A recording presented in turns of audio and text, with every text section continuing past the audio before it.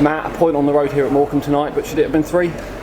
Possibly. Look, we had a sloppy 10-minute period in that first half.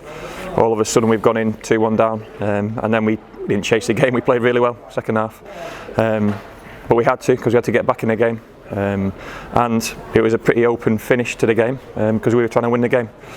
Just disappointed with that 10-minute period.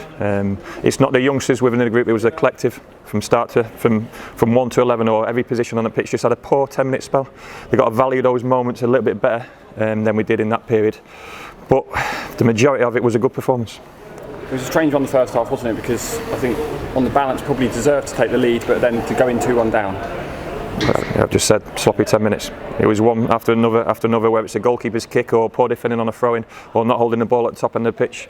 Wingers not getting all the ball. It was just a combination. I could go for the whole team in terms of that 10 minute, and we all contributed to that, and just didn't have anything to hold us together for a short period of time. And full credit to Morecambe, they went bang bang. And then all of a sudden it looks a different game at half time, but second half we dominated the ball, we got high with the pitch, we didn't work their goalkeeper enough, the amount of possession we had, but we looked a good team. I certainly saw you both looking quite animated in the second half. Oh, do me a favour. Jesus wept.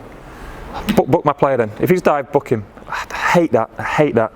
And they've always got an excuse. Or minimal contact. Contact's contact. Player was behind him. It was a penalty. If it's not a penalty, then book my player for diving. Ironic that the next one, because we told him to, he books the players. Just weak.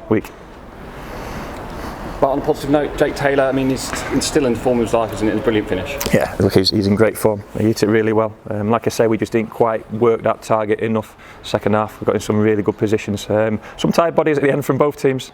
Showed what a physical game it was. And I think that's 11 games in quick succession. Whether you're young, old, senior pro, or just finding your way in the game, there was some tired bodies for both teams. Both managers can stand there pleased with the efforts of both teams, but probably both slightly frustrated that they didn't get more from the game. Some people will look at this as 4 straight draws on the road, but it's obviously still undefeated on the road, and it's always a positive thing. I'm looking at performances at the moment, where we've been in terms of the transition and the players we've lost or let go, and the amount of players we've signed and what's happened at the club. This team's building. I said it at the weekend, it's building in the right direction. If you remain unbeaten away from home and win your home games, you're not in a bad position. I'm slightly frustrated on the back of that 10-minute period, and I can't hide that fact, but I'm still pleased with that performance. And looking at Saturday now, it's an FA Cup game. There's an opportunity to mix up the squad like we've seen in the. Yeah, I've just said there. A lot of players for both teams out on their feet at the end. So a chance to reset, get some players some minutes. But those players coming in, I've got to take the opportunity, not allow it to be a disjointed performance. And it's a game we need to win and want to win. Great stuff, Matt. Thank you. No problem.